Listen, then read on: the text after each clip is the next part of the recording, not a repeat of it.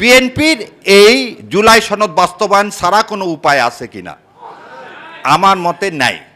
শোনেন, বিএনপি একটা কথা বলে দেয়, বিএনপি কোনদিন চাইলেও আওয়ামী লীগ হতে পারবে না। বিএনপি চাইলেও আওয়ামী লীগ হতে পারবে। তত্ত্বাবধায়ক সরকারের দাবি আমরা করছিলাম, এক রাতের মধ্যে মেনে নিতে বাধ্য হয়নি। আমার বিশ্বাস বিএনপি মেনে নিবে। আমি আবার বলে দিচ্ছি, কারণ তার মেনে নেওয়া ছাড়া কোনো উপায় নেই। তার একটা উদাহরণ দিই, নোয়াখালীতে ছাত্রদলের ছেলেপেলে যখন মার খাচ্ছিল, শিবির যে এসে দাঁড়ালো আর মার খাওয়া বন্ধ হয়ে গেল। সো বিএনপি জানে, আওয়ামী লীগ কিন্তু সবসময় বলতেছে যে বিএনপিকে সরাতে 1 মিনিট, জামাত যতক্ষণ আছে ততক্ষণ সরাতে পারতেছি না। তো এই উপলব্ধি করে ওনারা যে নাটক করতেছেন, কি সংশোধনের নাটক, এই নাটক ওনারা বন্ধ করবেন এবং এটা আমার বিশ্বাস, এটা বন্ধ করবেন। কিন্তু বন্ধ করে তারা জুলাইয়ের মধ্যে আসবেনও, কিন্তু সেটা কত দিনে, এই কত দিনের মধ্যে কি আমরা জুলাইকে হারায় ফেলে দেব? সেই জন্যেই আমার একান্ত অনুরোধ, মাননীয় বিরোধী দলীয় নেতার আমার ভাই যেটা বললেন, চলেন গণ আদালত করি। ওনারা যদি গণ আদালত করে মিথ্যা যদি এদেশের মানুষের কাছে স্থাপন করতে পারে রাজাকার বলে, আমরা এবারে সত্যটাকে স্থাপন করি, আওয়ামী লীগের বিচার করি গণ আদালতের মাধ্যমে। বাংলাদেশের ইতিহাস না, 47 থেকে এ পর্যন্ত যদি কোনো দল রাজনৈতিক সাংস্কৃতিকভাবে জঙ্গি হয়ে থাকে, সেই দলের নাম বাংলাদেশ আওয়ামী লীগ। কেন বললাম? 57 সালে পার্লামেন্টে চেয়ার ছুড়ে দিয়ে শাহেদ আলী ডেপুটি স্পিকারকে যখন হত্যা করলো শেখ মুজিব, সেদিন যদি শেখ মুজিবের ফাঁসি দেওয়া হতো, তাহলে আজকে এই নির্মম পরিণতি এই জাতির হতো না।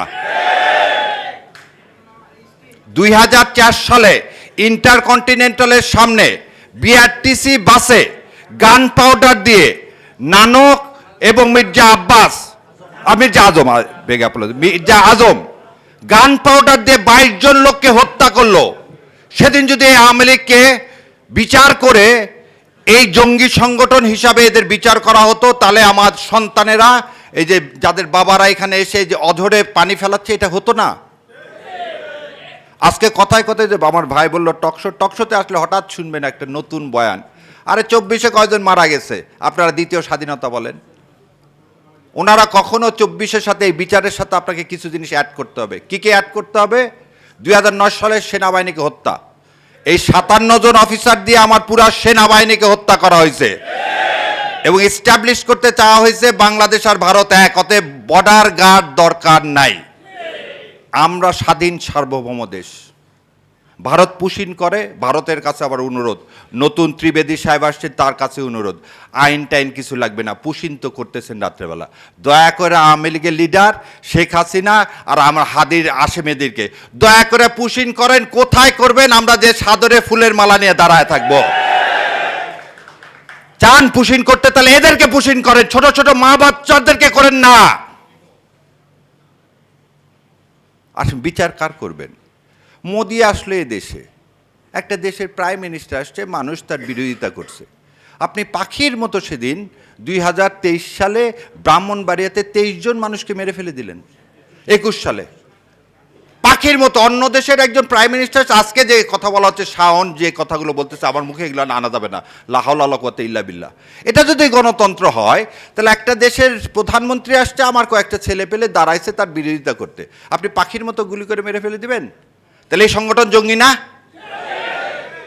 71 সালের জানুয়ারি ফেব্রুয়ারি মাসে চট্টগ্রাম, ঈশ্বরদী, সিরাজগঞ্জ, সান্তাহার, এই সমস্ত জায়গায় বিহারি মারছেন 1,20,000। 1,20,000 বিহারিকে আপনি হত্যা করলেন সেদিন। স্বাধীনতা যুদ্ধ শুরু হয়েছে তো 25শে মার্চ। আপনি জানুয়ারি ফেব্রুয়ারি মাসে একটা স্বাধীন দেশে কি পাকিস্তান আর্মি হত্যা করছে বিহারিদেরকে? তাহলে মুজিববাদী যখন এদেশে স্বাধীনতা সংগ্রাম শুরু হয়নি তখন হত্যা করলেন, তাহলে সেই দল জঙ্গি না? তাহলে আগুন সন্ত্রাস করলেন আপনি, লোক হত্যা করলেন আপনি, জঙ্গি হলেন আপনি, আর 13 সালে তকমা দিয়ে দিলেন বিএনপি আর জামাতকে জঙ্গি বলে। এটার মানে হচ্ছে মিথ্যাচার। আর আওয়ামী লীগ মানে হচ্ছে মিথ্যা। আওয়ামী লীগ মানে মিথ্যা। সো স্বাধীনতা যে নিয়ে যে মিথ্যা করছে, আজকেও তারা সেই মিথ্যাটাই চালা যাচ্ছে। ধন্যবাদ আপনাদের সবাইকে। আসসালামু আলাইকুম রহমতুল্লাহ বরকাত। আম্মা বাদ, 11 দলীয় ঐক্য কর্তৃক আয়োজিত আজকের এই জাতীয় সেমিনারের সম্মানিত সভাপতি, বাংলাদেশের বর্ষিয়ান রাজনীতিবিদ জনাব ডক্টর কর্নেল অলি আহমেদ বীর বিক্রম, আজকের অনুষ্ঠানে সম্মানিত প্রধান অতিথি মাননীয় বিরোধী দলীয় নেতা জামাতে ইসলামী সম্মানিত আমির জনাব ডক্টর শফিকুর রহমান সহ জাতীয় নেতৃবৃন্দ এবং সম্মানিত ভাইয়েরা,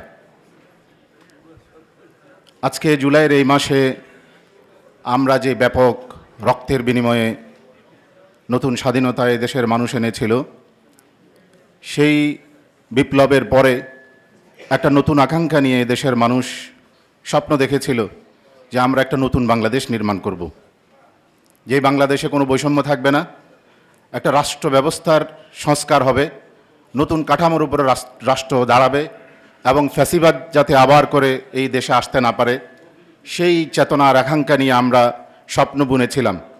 বিএনপিও আমাদের সাথে ছিল তত্ত্বাবধায়ক সরকারের সেই সময়ে সংস্কার আলোচনায়। দুঃখজনকভাবে বাংলাদেশের ইতিহাসে আমার জানা মতো আমি আর দেখি নাই সংসদে দাঁড়িয়ে কোনো দলের শীর্ষ নেতার পক্ষ থেকে নিজেরাই একজন জাতীয় মুনাফিক হিসেবে স্বীকৃতি প্রদান করে বলে যে আমরা আগে বলেছিলাম যাতে নির্বাচন নিয়ে যাতে কোনো তালবাহানা না হয়, এই জন্য যাতে আমরা সংস্কারের পক্ষে কথা বলেছি। এইভাবে আত্মস্বীকৃত মুনাফিকি কথাবার্তা বাংলাদেশের ইতিহাসে কোনো রাজনীতিবিদ বলেছে আমি জানি না। এদের কাছে আমরা কি আশা করতে পারি? জনগণ বিএনপি এবং সরকারের এই আচরণ দেখে অত্যন্ত হতাশ, কিন্তু যেই রক্তের বিনিময়ে আমরা একটা নতুন বাংলাদেশ নির্মাণ করতে চেয়েছিলাম, জুলাইয়ের শহীদরা তাদের রক্ত দিয়ে এই মাটিকে ভিজিয়েছে, সেই জুলাইয়ের শহীদদের আত্মার প্রতি আমরা শ্রদ্ধা জানিয়ে কথা পরিষ্কারভাবে বলতে চাই, এই দেশের জনগণ জুলাইয়ের চেতনা বাস্তবায়নে দায়বদ্ধ ইনশাআল্লাহ। আমরা আমাদের কমিটমেন্ট থেকে, এই দেশের মানুষ তাদের কমিটমেন্ট থেকে, আপনারা সরকারের থেকে জুলাইয়ের চেতনা বাস্তবায়ন না করলেও জুলাইয়ের শহীদরা যে কারণে রক্ত দিয়েছিল, একটা নতুন ব্যবস্থার উপরে এই রাষ্ট্রকে নির্মাণ করা হবে, তার সাথে আপনারা গাদ্দারি করলেও এই দেশের মানুষ ঐক্যবদ্ধভাবে, আপনারা ক্ষমতায় থেকে সেটা না করলেও ইনশাল্লাহ এই দেশের মানুষ তাদের অধিকার ঐক্যবদ্ধ হবে ইনশাল্লাহ, আদায় করে ছাড়বে ইনশাল্লাহ। এবং এই জন্য আমরা জনগণের কাছে কমিটেড। বাংলাদেশের 11 দলীয় যে ঐক্য জোটের যে রাজনীতি, বাংলাদেশে একমাত্র রাজনৈতিক জোট 11 দলীয় ঐক্য, এই 11 দলীয় ঐক্য জনগণের কথা বলে, জুলাই শহীদদের কথা বলে, জনগণের অধিকার আদায়ের কথা বলে। আমরা মুনাফিকির রাজনীতি করি না। বাংলাদেশ থেকে মুনাফিকির রাজনীতি চিরতরে বিলুপ্ত করে এটাকে কবর দিয়ে ফ্যাসিবাদ যাতে বাংলাদেশে আসতে না পারে, সেই জন্য আমরা ফ্যাসিবাদের দরজা বন্ধ করার জন্য যা কিছু করতে হয় আমাদের নেতৃবৃন্দের নেতৃত্বে ইনশাআল্লাহ আমরা সেটা করব। তার জন্য প্রয়োজন আরেকটা জুলাই কায়েম করতে হবে। এই দেশের মানুষ আমাদের নেতৃত্বে, আমাদের নেতাদের নেতৃত্বে ইনশাআল্লাহুল আজিজ আবারও রক্ত দেবে, তবু জুলাইয়ের চেতনায় বাংলাদেশে বাস্তবায়ন করে ছাড়বে ইনশাআল্লাহ। সবাইকে আগামী দিনে রাজপথে ঐক্যবদ্ধভাবে সীসাটলা প্রাচীরের ন্যায় আমরা যাতে আবারও আমাদের অধিকার আদায়ে, এই দেশের মানুষের যেই ত্যাগ এবং সংগ্রাম তারা দিয়েছিল, আবারও যেন আমরা আমাদের অধিকার আদায়ে ঐক্যবদ্ধভাবে রাজপথে আমরা থাকতে পারি, সেই জন্য সবার প্রতি আহ্বান জানিয়ে আজকের মতো শেষ করছি। আসসালামু আলাইকুম ওয়া রাহমাতুল্লাহ।